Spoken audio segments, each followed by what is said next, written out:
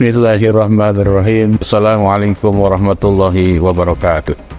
Alhamdulillahilladzi ja'ala ramadhana syahrul mubarak wa qiyamul laili tatawwa wa siyaman nahari wajiban wa sawabul amali bihi mudha'afan. Asyhadu an la ilaha illallah wahdahu la syarika lah wa asyhadu anna Muhammadan abduhu wa rasuluhu la nabiyya ba'dah. Allahumma salli wa sallim wa barik ala sayyidina Muhammadin al-Fatihi lima ughliqa والخاتم لما سبق الناصر الحق بالحق والهادي إلى صراطك المستقيم وعلى آله وصحبه حق قدره ومقداره العظيم. قال الله تعالى في القرآن الكريم وهو أصدق القائلين أعوذ بالله من الشيطان الرجيم بسم الله الرحمن الرحيم شهر رمضان الذي أنزل به القرآن هدى للناس وبينات من الهدى والفرقان. وقال النبي صلى الله عليه وسلم الجنة مستقاة إلى أربعة نفر دار القرآن وحافظ اللسان ومطعم الجيعان والصائمين في شهر رمضان.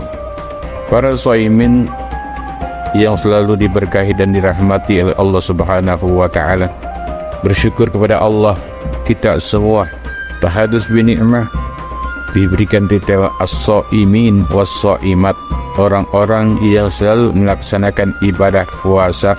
Para shaimin rahimakumullah, di tahun 1444 Hijriah ini kembali Allah Subhanahu wa taala memberikan kesempatan kepada kita untuk menggapai ridha Allah Subhanahu wa taala melalui madrasah Ramadan yang di dalamnya adalah diturunkannya Al-Qur'an oleh Allah Subhanahu wa taala sebagai tentu petunjuk bagi manusia dan pembeda antara yang hak dan yang batil.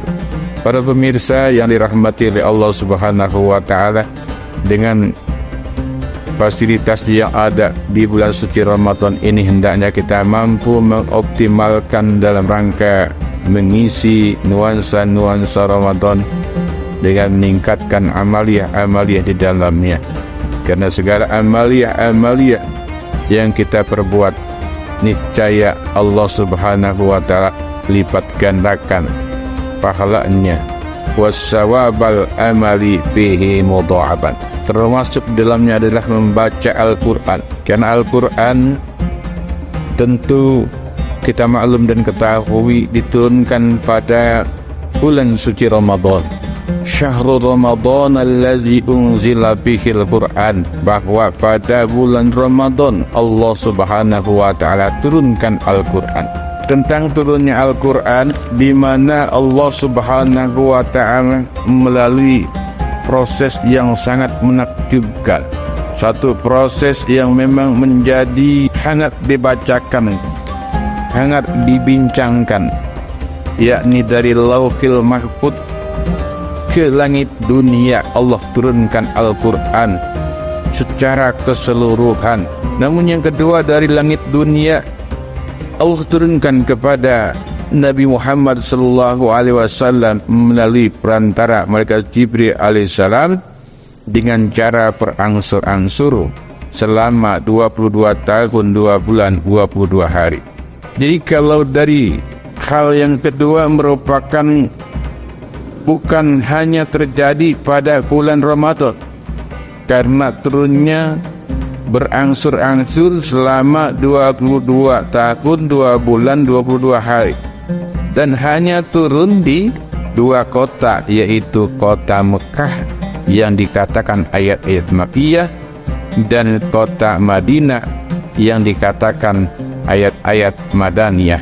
Gak mungkin turun di kota Kembang GDC. Kalau di kota Kembang berarti ayat-ayatnya tergolong Kembangkiyah, gak mungkin. Jadi Allah hanya turunkan di kota Mekah, yaitu ayat-ayat Makkiyah, dan di kota Madinah disebut dengan ayat-ayat Madaniyah.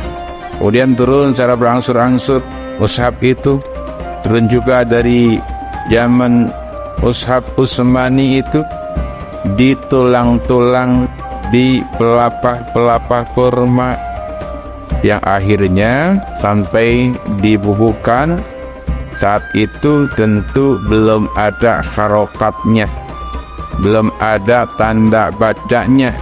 Namun sampai kepada kita umat Rasulullah itu sudah lengkap, sudah jelas ada tanda baca dan harokatnya.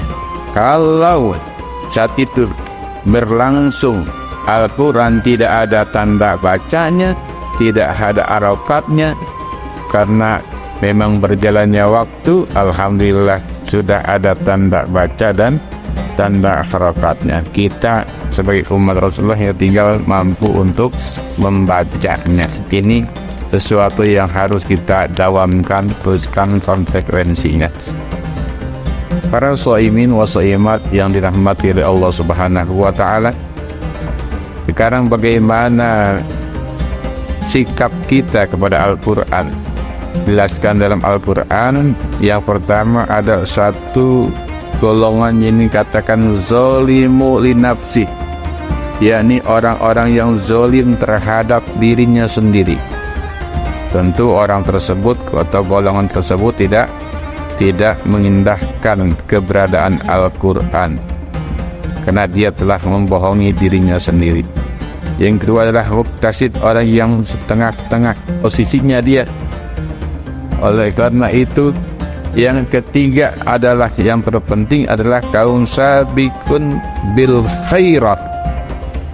Sabiqun bil khairat, orang-orang yang sami'na wa ata'na, orang-orang yang mengikuti ketentuan-ketentuan dari Allah Subhanahu wa taala. Nah, ini yang terpenting. Semoga kita tergolong orang-orang yang sabiqun bil khairat. Lalu apa ciri-cirinya orang yang sabiqun bil khairat itu? Yang pertama adalah di rumahnya harus memiliki mushaf Al-Quran. Sangat miris sekali ya para pemirsa. Di rumah kita pasti semua mempunyai handphone. Bahkan handphonenya lebih dari satu. Anggota keluarga kita memiliki handphone. Coba berapa handphone yang ada di keluarga kita? Dan bagaimana ketika dibandingkan dengan Al-Quran yang di rumah kita hanya mempunyai satu Al-Quran?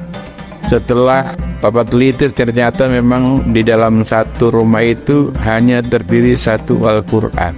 Ini yang sangat disayangkan. Padahal harusnya mempunyai setiap individu itu mempunyai mushaf Al-Quran masing-masing.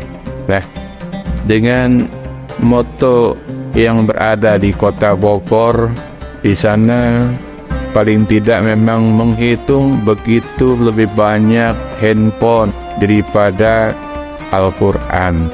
Handphone setiap diri pasti punya, namun Al-Quran setiap diri belum tentu punya. Bahkan di keluarga mungkin hanya satu mushaf Al-Quran, yang dibacanya mungkin bergantian, bahkan terkadang tidak sempat untuk membaca Al-Quran, lebih banyak membaca handphone. Maka inilah satu peristiwa ketika Nuzulul Quran memanggil kembali kepada diri kita semua, bagaimana sikap kita untuk lebih mentadaburi Al-Quran itu sendiri.